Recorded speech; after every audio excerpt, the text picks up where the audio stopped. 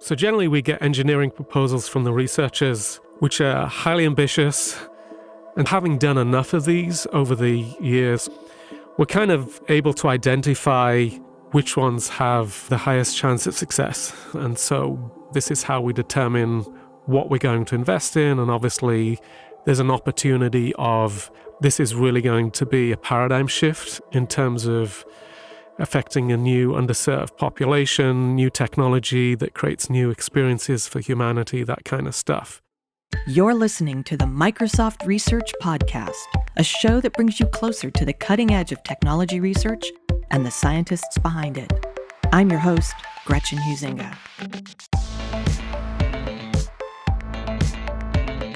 If you want an inside look at how a research idea goes from project to prototype to product, you should hang out with Gavin Jancke for a while. He's the general manager of engineering for MSR Redmond, where he created and runs the Central Engineering Group. Over the past 2 decades, he's overseen more than 700 software and hardware engineering projects, from internal MSR innovations to Microsoft Product Group partnerships. Today, Gavin takes us on a guided tour of the research engineering landscape and the engineering pipeline, recounting some of Central Engineering's greatest hits. He also explains how the lab determines which projects get engineering resources and reveals how one of his own projects ended up in the Museum of Modern Art. That and much more on this episode of the Microsoft Research Podcast.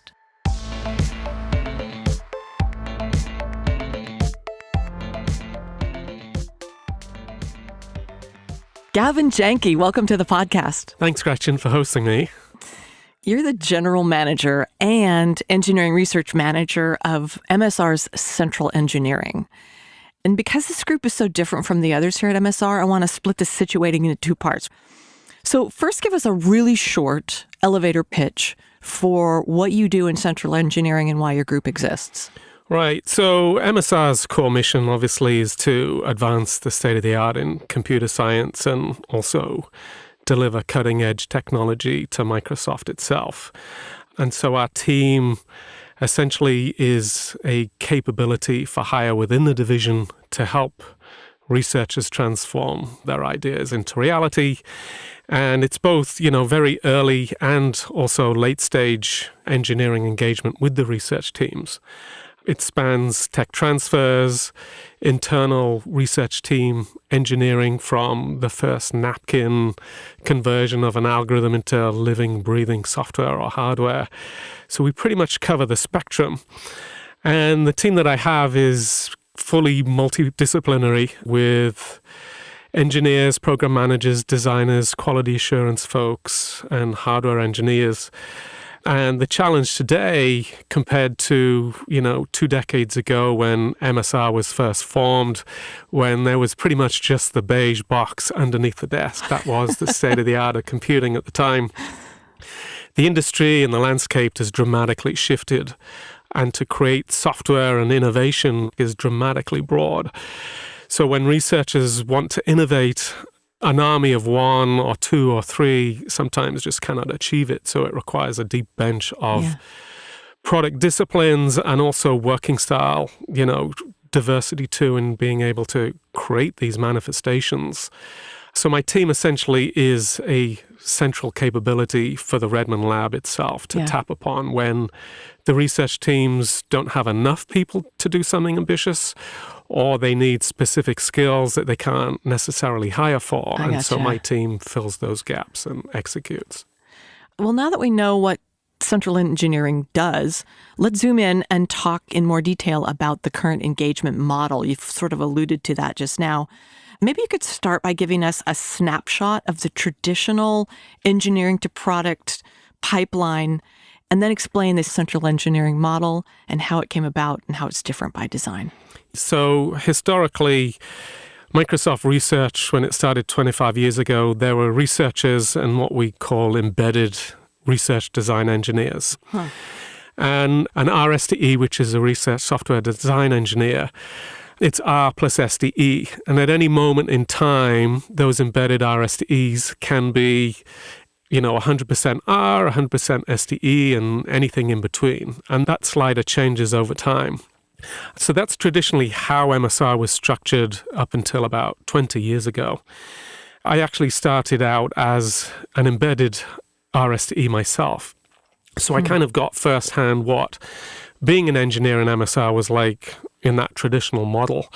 So about 20 years ago, Dan Ling, the VP of MSR, he wanted to model a similar setup that MSR Asia had, where they didn't have embedded RSTEs, but they had a centralized model, a pool of engineers that their lab could draw upon. And what that kind of tried to address is the elastic need that research teams have in being able to efficiently assign engineering resources to teams that needed a specific capability for a small amount of time or specific skill sets that they couldn't hire for.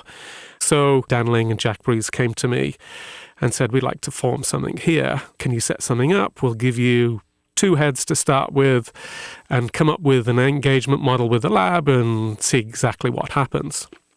So I did that. I got 2 slots for engineers, and obviously I was the 3rd slot as an active engineer at the time too. And so I came up with this kind of RFP, request for proposal model, where researchers would submit kind of a single sheet of paper saying what they wanted to achieve and what they thought the scope was. And I would take those sheets and essentially do kind of a value proposition analysis of them and kind of a technology fit to see if I had engineers who could work on these things.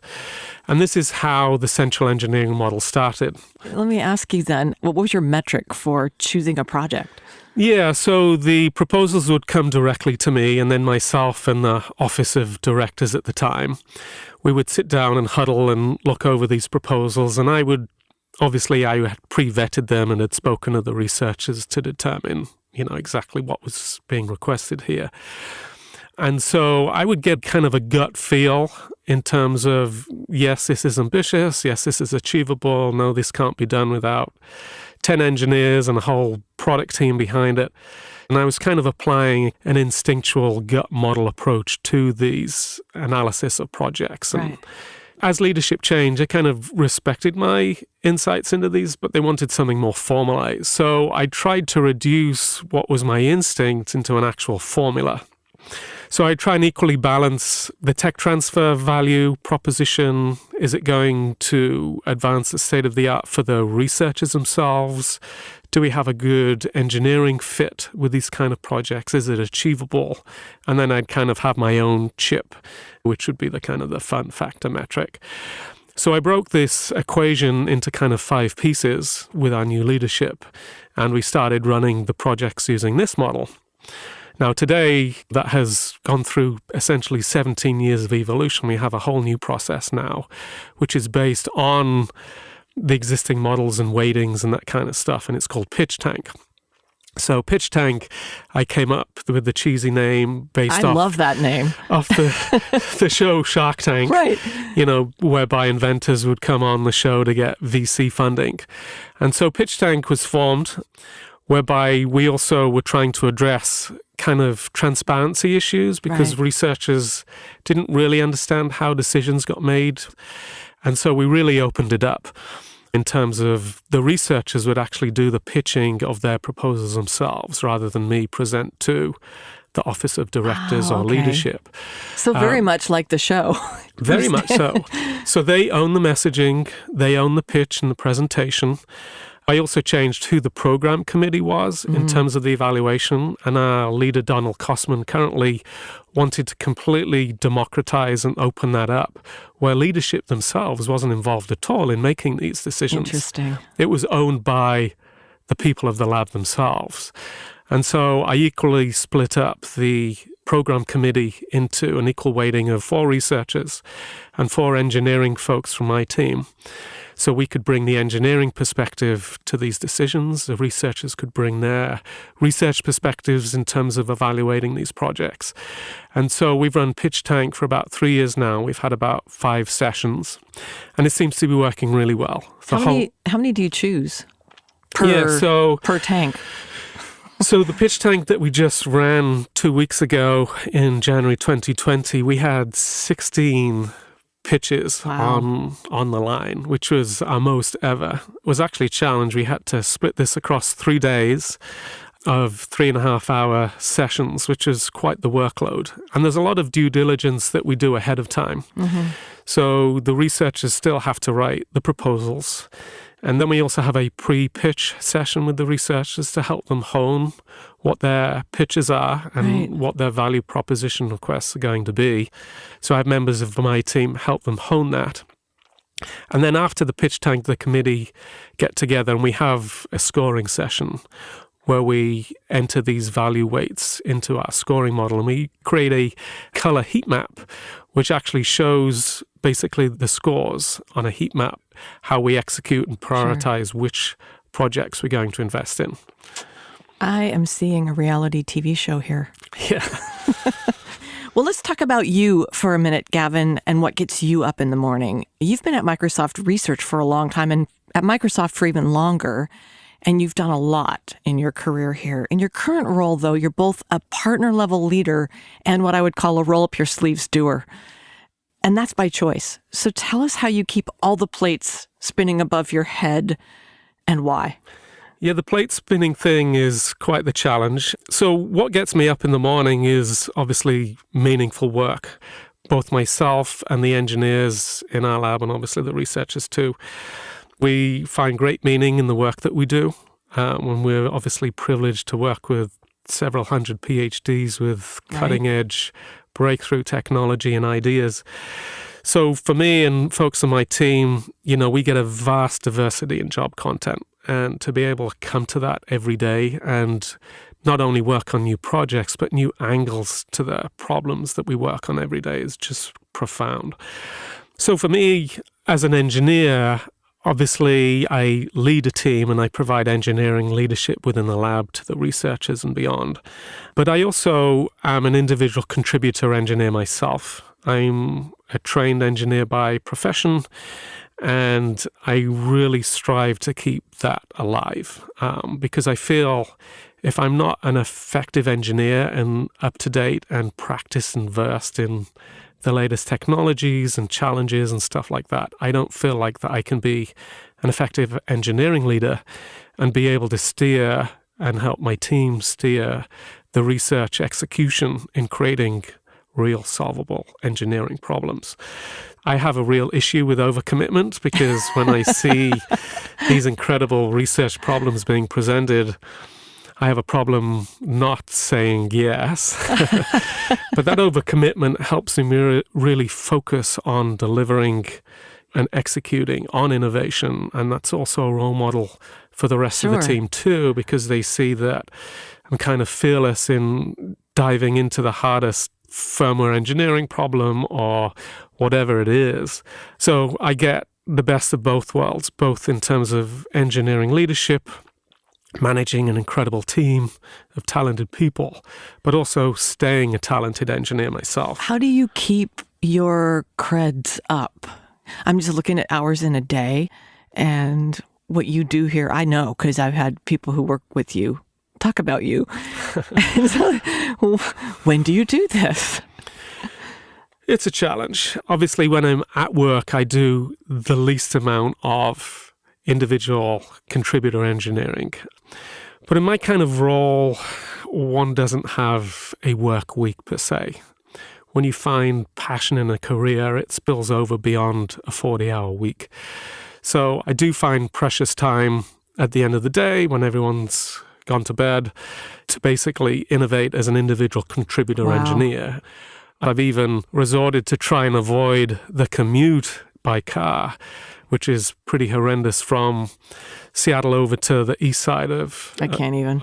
So I actually have started to cycle to work, which is half my commute time, and I can basically find an extra half hour, 45 minutes an hour each working day by cycling. So you get here faster by riding your bike than by driving in a car? Well, the commute really is bad. And yes, it is. It's an e-bike, so I do fly there along. You go. It's still a good workout. I thought you were going to say you rode the bus and then did more innovating on the bus, which would be a good little, TV show as well. Well, so I would actually get more work done with the bus, but I don't find time to work out, so I kind of get a workout and save time commuting. So there There you go. The productivity hacks going on all the time.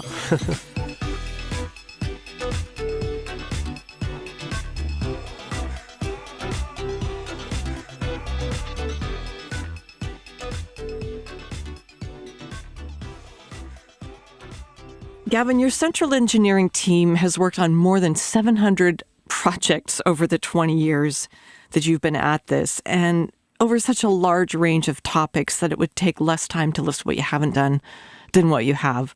So before we talk about some of your more recent work, give us a brief overview of some of your past favorite projects, maybe in the form of central engineering's greatest hits. Yeah, so it's really hard to pick a favorite child. So I'll do my best to pick a good sampling there. So generally the ones that stick out in mind have been kind of the roller coaster rides where there's been intense pressure and also big unknowns. One is the Connect for Windows. So this was back in the day when the Xbox released a skeletal tracker device for its gaming console. And so the hacker community managed to hack that for general use outside of the console before Microsoft had a story there. And so the VP of the Entertainment Advices Group and the president of research needed to come up with a solution. So they basically said, well, Gavin, what can you come up with in terms of creating an SDK and runtime for Windows which kind of fills that gap? And so I picked a few people in my team with incredible skills in signal processing, and basically we took the Xbox skeletal tracking code, and essentially we took those algorithms, filled in some big gaps. And so we created a full runtime, which included all of the audio stack too, and an SDK, set up program samples and that kind of stuff. And the president of research at the time says, well, we need to release it by June.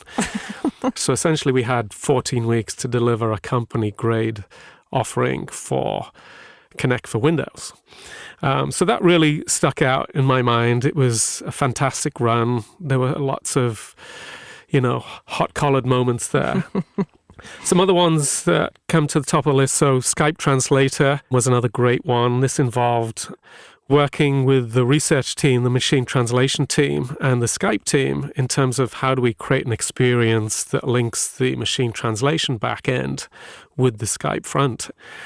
And so my team provided the program management, the user interface engineering, and all of the quality assurance testing aspects to that.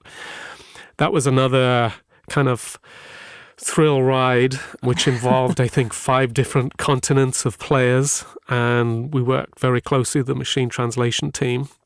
And we shipped that. And it's interesting that the long tail of research takes many years for technology to appear in the mainstream. And I recall seeing in this Christmas 2019 Microsoft commercial, there was a young girl speaking to a reindeer, and the speech translation aspect of Skype Translator was essentially behind that commercial. So it's incredible to see how long it takes innovations in research to finally get into the forefront. And they have reindeer now in the language selection. That's right. And Klingon as well, I believe. Some other ones that we've done. So Project Premonition, we worked with the researcher to create the world's most advanced mosquito trap, which was kind of a healthcare research endeavor. And so we created a hotel which had special doors of entry into the hotel rooms, whereby we do wing beat frequency analysis of specific mosquito types so that the mosquitoes could be trapped and essentially their DNA be ground up and tested for things like Zika virus and stuff like that. And so this was an incredible engineering effort for the hardware lab to engage upon. Yeah. And eventually, I think, several thousand of these devices were made and deployed.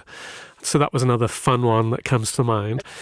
Another project, which was of my own creation, called Microsoft Tag. And this came from this color barcode technology that I had. And this was another kind of overcommitment challenge pickle that I got myself into, whereby myself and a marketer from the Xbox team wanted to change the marketing barcode industry for consumer user interaction with magazines and billboards and that kind of stuff. So I had this color barcode technology, which worked really well with the cell phone camera technology at the time. And we're talking the late 2000s here. And essentially we made a pitch to the president, and we got some brands such as cereal manufacturers really excited. And essentially, again, I committed myself, I'm going to create a product and we'll launch it at Consumer Electronics Show on 5 different mobile platforms with a cloud backend, with marketing tools for publishers to use and leverage and monitor campaigns. And so, again, with an incredible set of committed people who covered my behind with this, we executed and we delivered, and actually a 30-person product team got created around this. And the product actually lasted for several years, and I'm going to make a bold claim here that this is probably one of the most pervasive pieces of technology that Microsoft might have ever deployed, in that 15 billion color barcodes were printed and in circulation. Eventually, the product was sundowned as business strategy changed, and it was licensed off to another company. But that was an incredible ride of my own technological creation with the color barcode and actually creating a workable platform. Well, it doesn't look like the pace of central engineering is slowed down at all, or is slowing down. So let's talk about what's happened just in the last year. And again, it will take too long to do the entire list of your year, Gavin. But in the immortal words of Janet Jackson, what have you done for me lately? Yeah. So the team's been working on, again, some remarkable innovations with the researchers. So one of the projects that come to mind is video AR. So essentially doing augmented reality, but using virtual reality displays. And this involved creating a new brand of camera device that the hardware engineering team created for us, which was very high resolution in order to not give viewing sickness to people when they're looking in motion sickness, that kind of thing. Okay. And so this was a full stack kind of endeavor, both from electrical schematics all the way up to pipeline and software titles. Wow. So that was an incredible multi-year project that we've been working on. Another one is the 3rd generation elevator, whereby we're bringing ambient computing into the everyday work environment. We have an elevator control system where you can literally walk up to the elevator and it can determine your intent to actually press the button to go into it. No. And so we actually do... It can determine that I'm going to push the button to go up or down, not which floor I'm going to. Well, we actually have 2 parts to this. So our first deployment of this was to actually determine intent based on your walking pattern before you got to the elevator. And the second phase, which we rolled out last year, essentially puts an in-car experience whereby using RFID and speech, you can literally say, I'd like to go to floor 4. Or based on what's in your calendar, it knows that you have a meeting on floor 2. It will automatically press the floor 2 button. Oh my gosh. That's also been a fun engagement working with the elevator companies. And so a very talented engineer on my team has been the architect for this, an engineer. I'm just shaking my head. And then some other projects I personally overcommitted myself to. So one was the firmware and software for the Project Emma Parkinson's watch. Oh, right. So the research team kind of went into different parts of the company, but we had a 2nd generation piece of hardware. And because I had familiarity working with this chipset, I did the firmware and then also decided to help write the clinician software so that patients can actually use pens, so they can actually do analysis on tremor response to different vibrations in this new prototype watch. And so we're now engaging with research institutions into furthering this work. Let me interject that Haiyan Zhang was on the show, and she does an entire sort of overview of Project Emma and how amazing that was for this young woman who was an artist, Emma, and she couldn't draw anymore because her hand shook. It's a fantastic story. So I just want to say listeners can look that one up for more detail on that.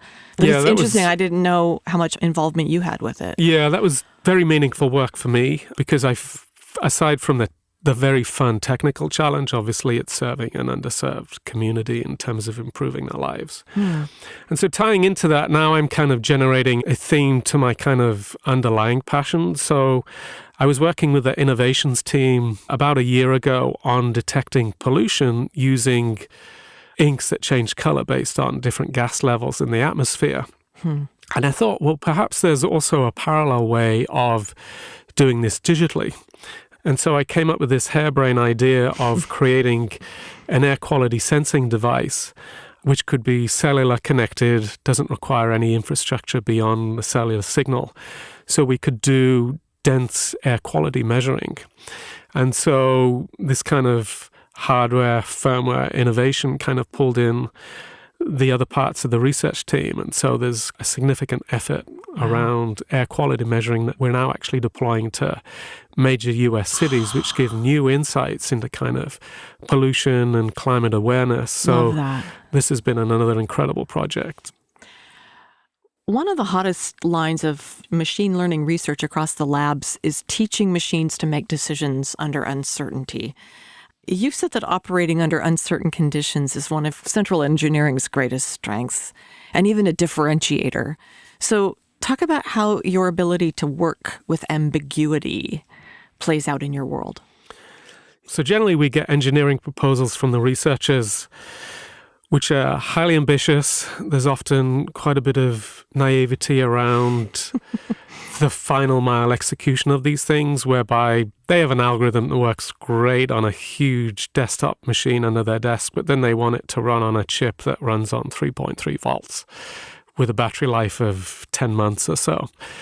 So then we have to refactor the research prototype code into something that's actually deployable. Right. And so having done enough of these over the years, and I guess almost 2 decades now, we're kind of able to identify how these things turn out and which ones have the highest chance of success. And so based on this gut instinct, this is how we determine what we're going to invest in. And obviously there's an opportunity of this is really going to be a paradigm shift in terms of affecting a new underserved population, new technology that creates new experiences for humanity, that kind of stuff. Right. And so we kind of weight all those things and we're able to boil down, where our investments are going to be and what technology is most likely to succeed. You've alluded to a deep bench in the conversation today, and I love sports analogies. So what that means to me is that your researchers can expect great things from your central engineering team. What kinds of people are you working with here in your, now 30-person team? How do you get them, scout them, draft them, and bring them on the team? So I've crafted my team over 17 years. So essentially I've cherry-picked many people over almost 2 decades. And generally the people that have the highest chances of success are those that are deeply curious. They have an absolute love of learning. They know how to work in ambiguous situations. They aren't intimidated by what they don't know. And so I've also picked people with a very broad range of backgrounds. They find true craftsmanship in their work and pride in what they do. And many of these people have been since the creation and founding of the team. So not only these folks that I picked from the very beginning of the team's creation, but also I've had some fantastic new recruits over the last few years. And these folks are going to be the future of the team. They themselves are younger. They bring new perspectives in terms of how to engage with technology, how to engineer technology. So with the 30 people that I have, many of us having worked together for such a long period of time, we don't have to learn how to work with each other. We have 70 years of knowing how to execute in ambiguity. We have each other's backs, that kind of thing. I'm also very proud that my team is almost 50% women. That's awesome. So you talked about your high-capacity color barcode, and I happen to know that it actually made it all the way to the Museum of Modern Art for some reason. So I want you to talk just a little bit about how that ended up there.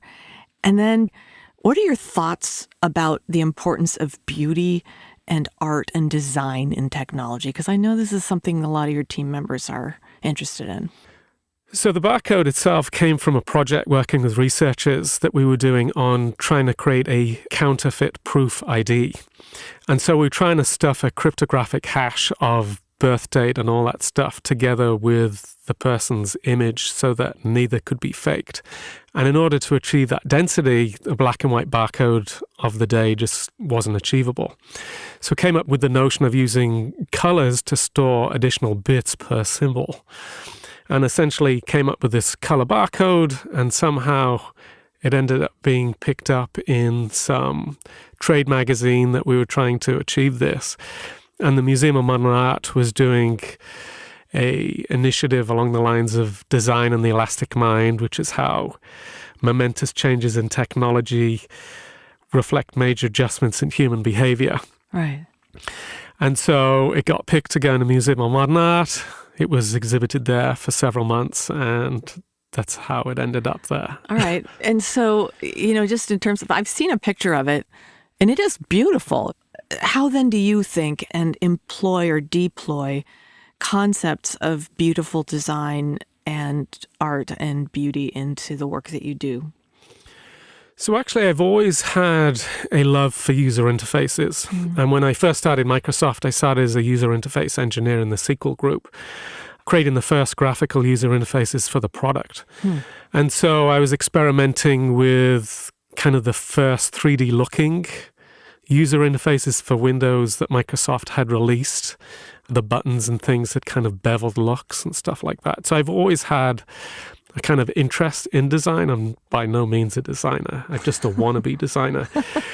But because of that, I've kind of been attracted to projects as an IC, which have had that aspect to them. Sure.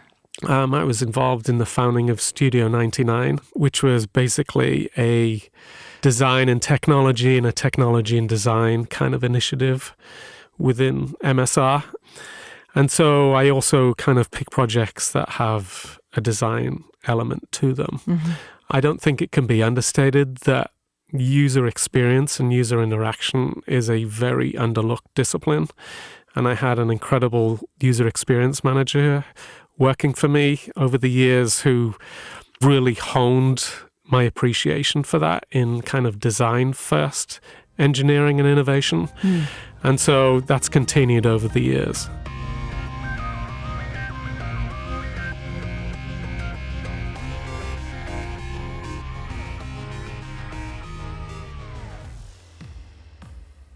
We've reached the part of the podcast where I ask all my guests what could possibly go wrong. And as we've discussed already, as an engineer, I suspect a good portion of your job is telling researchers what could possibly go wrong. But you're in a research organization, and so inherently you're inclined and maybe even mandated to take more risks. So aside from telling a starry-eyed researcher it'll never work, what kinds of things do you see in the current milieu of high-tech research that concern you and what keeps you up at night? Yeah, so my role, I guess, is to play the bad cop, which is to often point out assumptions that researchers might have in taking a piece of technology to the next level. I'm not so much intimidated by the technical challenges. My biggest concerns are the speed from conception to delivery of an innovation and the competitive challenges that we as a company face. And so this is both in terms of potential team size to tackle a specific innovation, and also the breadth of disciplines and skills that are required that go into these things. So that's the funniest answer, because it's basically, how can I execute what we got to do? Right. That's the thing that keeps you up at night. In addition to your off-hours innovation, which literally keeps you up at night. Yeah, it does actually. Hard falling asleep. Well, we've established that the Venn diagram of your personal life, your professional life, and your leisure life could probably be represented by one circle, and that the three paths kind of form one story. Give us a short history of Gavin Jancke. Where did it all begin? What thing led to another? How'd you end up here? So I guess my first experience with computing when I was age 12, and I requested a Sinclair Spectrum, which was a Z80-based, actual one of the first color personal computers. So I was lucky to get that for Christmas, and I started tinkering with typing basic programs from magazines and my first experiences with technology then. From age 7 until 17, I always wanted to be a dentist. It wasn't until a cruel teacher said, "Gavin, you'll never make the grades to be a dentist," that I actually reevaluated what I wanted to do. And in hindsight, I think I made the right decision, which is I will continue the computing track. And a junior in high school, I was lucky to strong-arm my parents into outlaying one of the first IBM clones that were affordable with an EGA display. And I decided to pick Turbo C as my mechanism for creating software on that thing. When I was 17, I went on vacation with my parents and we were waiting to get on a cruise or something like that. And we went into a bookshop. And there's a saying which is, don't judge a book by its cover. I actually judged a book by its cover, and the book was Programming Windows by Charles Petzold. And this is how my intersection with Microsoft started. And I got the Microsoft compiler and I started developing Windows apps kind of before I got to college. And in England, we have the degrees whereby you can take a sandwich degree, whereby the third year in college is actually on an industrial placement. So I wrote to Microsoft in the UK saying, do you know of any companies that are using your Windows development kit? Because I'd like to do my co-op year with them. And they says, well, why don't you pop down and we'll chat to you?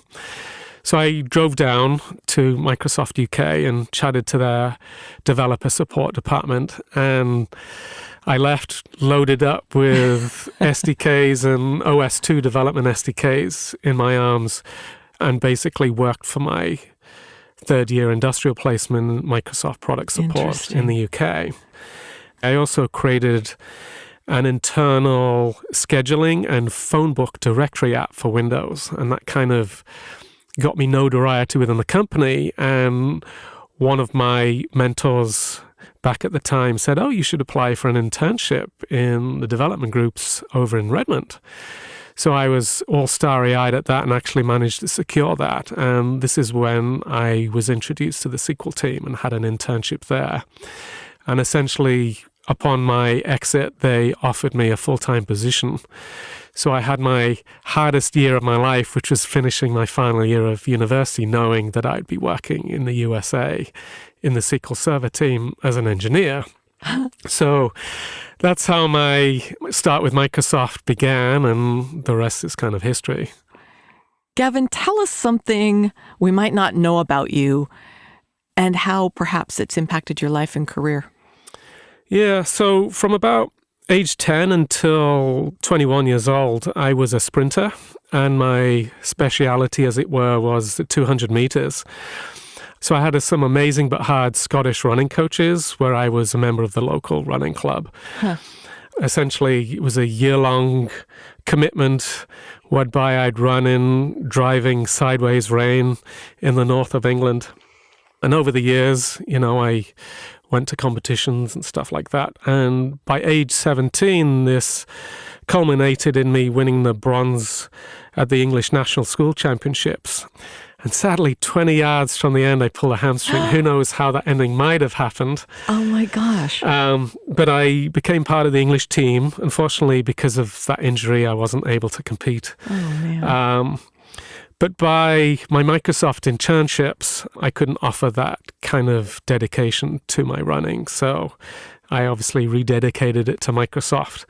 But I think that decade of intense focus and dedication to that gave me the focus skills and ability to manage stress, on the starting pads on a national stadium. Yeah.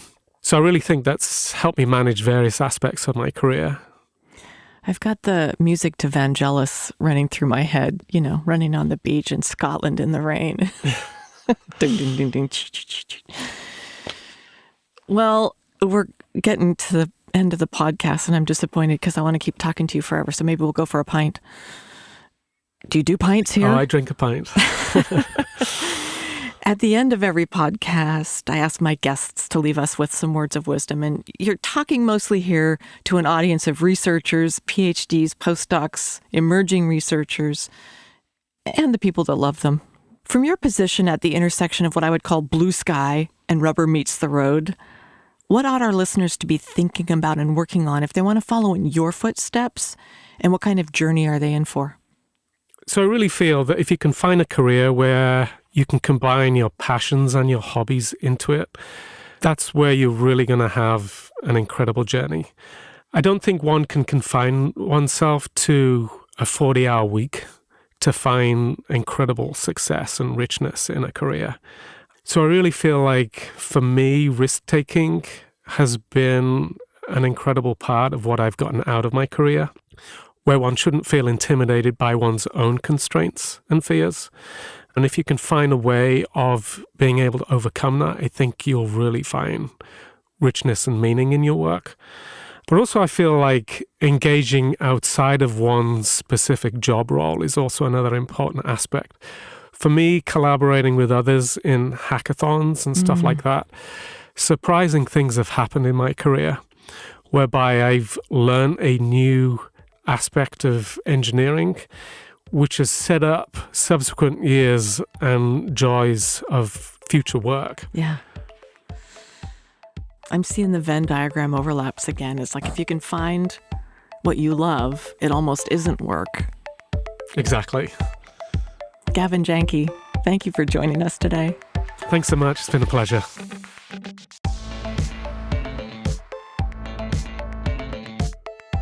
To learn more about Gavin Jancke and how the central engineering team helps turn research into reality, visit Microsoft.com/research.